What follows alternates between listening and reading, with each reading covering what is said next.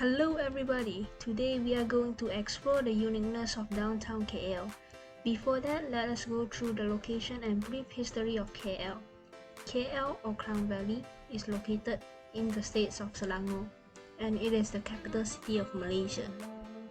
In the 19th century, around 1857 of KL is a city known for tin mining activity. It is began when Raja Abdullah opened up Klang Valley for tin prospectors. KL means muddy place and was founded at the confluence of the Gombak River and Klang River. A civil war has broken out in KL due to a fight between Raja Kutin and Raja Mahdi, and it was joined by the two largest Chinese gangs, the Hai San and the Yihin. The war ended and won by Tengku Hudin. However, the town faced social and political problems, such as wooden buildings, poor sanitation, disease, and constant flooding due to its location. To restore the tin mining activity, two legendary men, Yap Aloy and Frank Swettenham, put in a lot of effort. Together, they turned KL into a modern town. The 20th century saw a boom in Kuala Lumpur due to the rubber industry in Selangor. Chinese businessmen such as Lok Yew heavily influenced the city commercial activity. The city experienced growth during the Japanese occupation and the Malayan emergency, leading to the British loss of influence. The first municipal election in KL in 1952 led to the formation of the Alliance Party. Malaysia gained independence in 1957 and KL became the capital city in 1963. The city achieved city status in 1972 and in 1974 it became a federal territory. In 1990, Kuala Lumpur celebrated its centennial. Proceed to the present day of KL.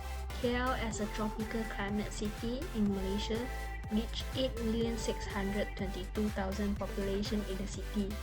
Famous food including mee goreng mamak, laksa, roti john and rendang, to vegetarian delights like apam balik, kuih, popiah basah, bubur, etc. But why so many different cuisines? The answer is we are a multiracial and cultural country in the Southeast region. So you can see on streets, there are lots of Muslims, Chinese, Indians or even foreigners wandering or rushing on the streets of KL. On the streets of KL, as KL is also a city for tourism, there were also tourists travel in the Klang Valley region, and you can see street arts around KL city. To further study the street art on the streets of KL, let us dive into the city center of KL, Bukit Bintang, which is the most crowded shopping and entertainment district in KL. The area has long been KL's most prominent retail belt that is home to many landmark shopping centers such as Surya KLCC, Pavilion, Lalaport, Berjaya Times Square, Lot 10, and Sungai Wang. Al fresco cafes, bars, night markets such as Changkat, food streets like Jalan Alo, mamak stores as well as hawker type eateries. They all are very close and just a walking distance you can reach.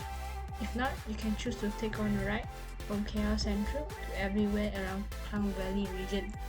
KL Central, or also known as Station Central, Malaysia's largest transit hub, is Kuala Lumpur's integrated rail transport center, providing global connectivity and direct access to Kuala Lumpur International Airport, Putrajaya, Cyberjaya, and key areas within the multimedia super corridor. It offers direct access to 6 rail systems including KL Monorail, LRT, MRT, KTM, and ERL, and associated with bus and taxi service. One thing you should know is KL Central is linked to NU Central, a small shopping mall which attracts students around the area, with only an 8 minutes walk to Tun Sambatan station on Jalan Tun Sambatan.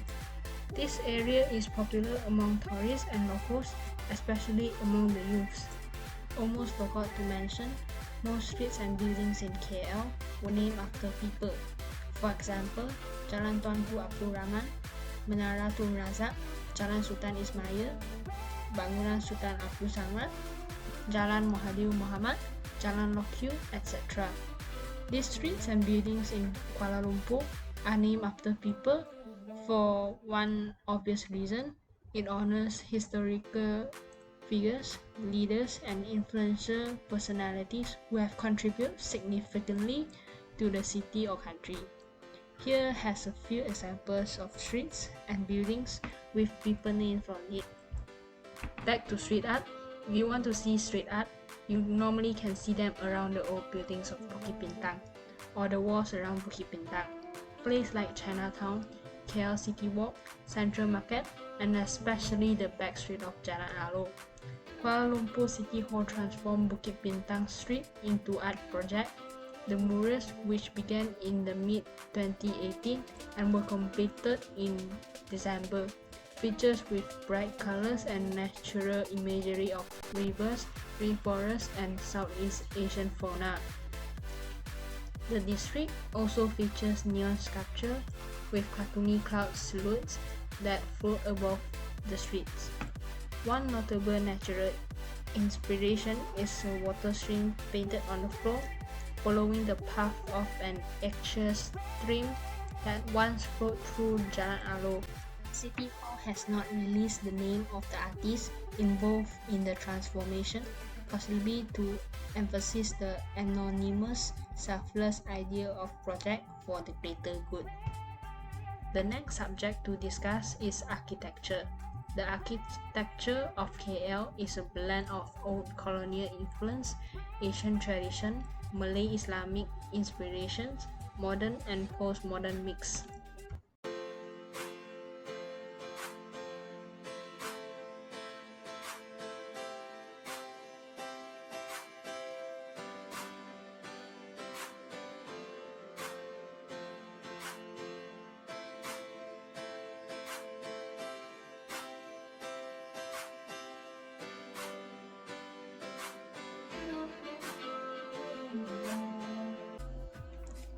Examples of colonial influence almost can be seen within the Dataran Merdeka area.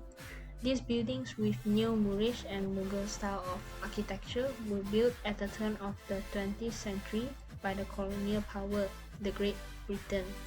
Besides, KL also features mock Tudor style situated in Dataran Merdeka, for example the Royal Selangor Club and the Selangor Chinese Club, were built in 1910 and 1929 respectively. This architectural style features large exposed wooden beams in half-timber walls, was the typical model for some of the earliest social club buildings in the country. Neo-Gothic architecture are also assist in religious buildings built by the colonial power, such as the St. Mary's Cathedral, St. Andrew's Presbyterian Church, Church of the Holy Rosary, and St. John's Church, which is converted into Bukit Nanas Community Center. Victorian architecture style was also a popular choice for the colonial power to build schools and shops, such as Victoria Institution and Central Market. More than that, many shop houses built around the old city center features with Grecian Spanish style of architecture, such as the Telecom Museum, which was built in 1928.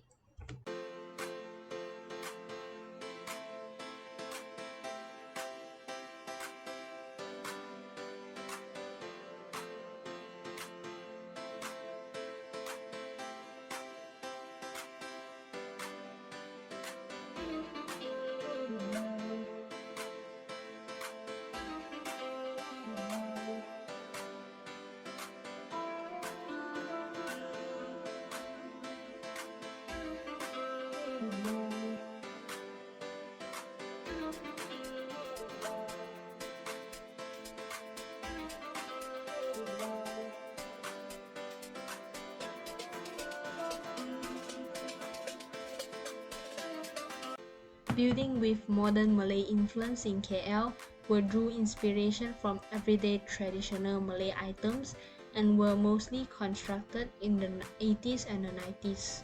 For example, Istana Budaya buildings that were designed based on a Minangkabau headdress, and the National Library, which is inspired by the Malay headdress.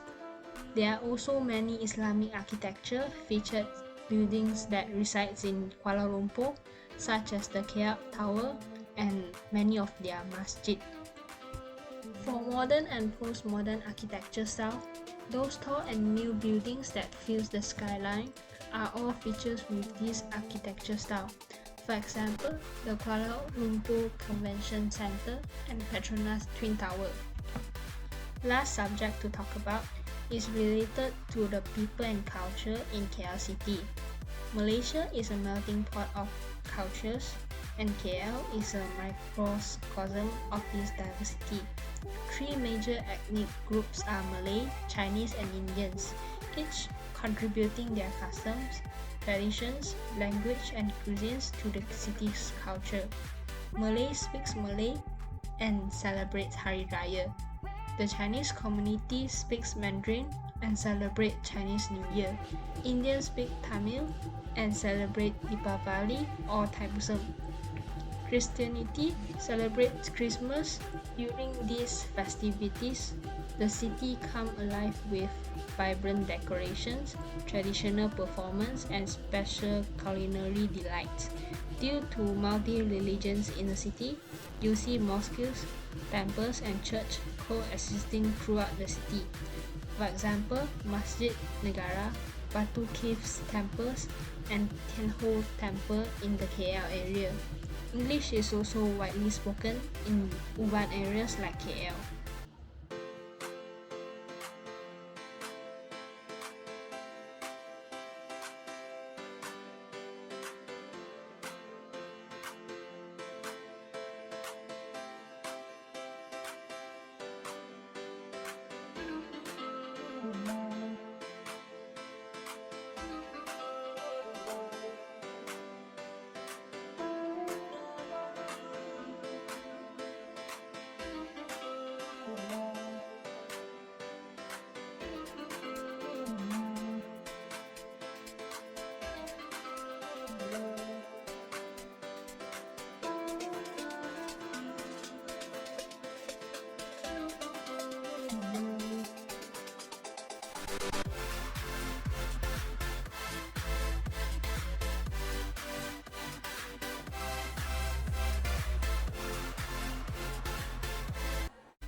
One interesting appearance is usually locals will not be interested in wandering around KL area unless it's weekends or holidays.